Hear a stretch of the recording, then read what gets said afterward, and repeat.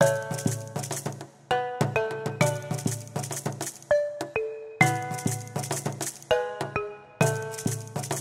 want to share with you about the evolution of the consumer. And to do that, I'm going to go all the way back to 1299 and King John. Whoa, King John, powerful man. Everyone was dependent on him for everything, food, shelter, clothing. He owned everything from the center of the earth to the tops of the heavens. Now, why do I want to talk about this dependency on King John? Because there is a pattern that we can overlay on almost anything that will project a trend. And the pattern is dependence, independence, and interdependence. So, everybody's dependent on King John. Now, he's ruling the land, and this is a job. He needs a little help. So he takes some of his best warriors, and he calls them knights.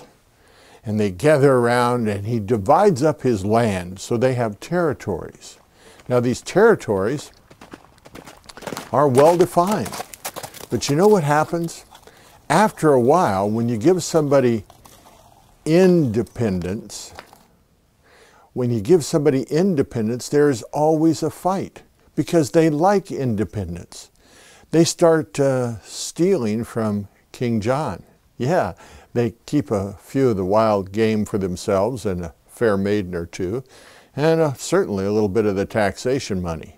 The knights are fighting with one another. They're fighting with King John. King John is fighting with France and the Holy Roman Empire.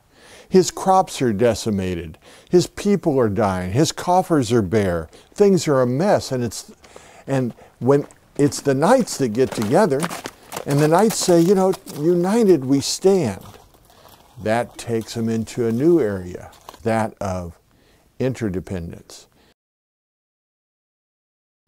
And they called King John, and they said, come on, meet with us at Runnymede. We're going to work this out and have a beer. And King John said, nope, I ain't going. And they said, okay, we'll have to kill you. Whoa. So King John said, maybe one beer. They show up and they write the Magna Carta. The Magna Carta, that is the beginning of democracy. Dependence, independence, interdependence. Oh boy, Rossi, thanks for the history lesson. I'm going to take it to your home. Yeah, to your babies. Oh, remember your babies. They're dependent on you for food, shelter, clothing, and a diaper change. Everything is fine until they become a teenager. Now, it used to be you couldn't be a teenager until you were 13. Well, Madison Avenue now markets to your babies at 8 years old as teenagers. Oh, scary, isn't it? Now, when they become teenagers or they become independent, they go a yard further than they're supposed to. They stay out a little bit longer. There's a fight that ensues. It's like I came home one night and my mom said, what's the matter you?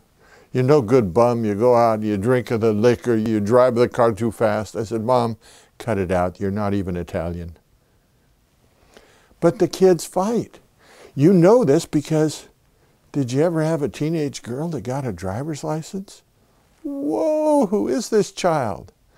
Anybody out there have teenagers at home still? Good. I want you to know this goes on for a long time. Dependence, independence to fight, and last, interdependence. That's when they come home. Dad, oh, you were so smart. If I'd have listened to you then. Isn't it great? Now can you see the dependence, independence, interdependence?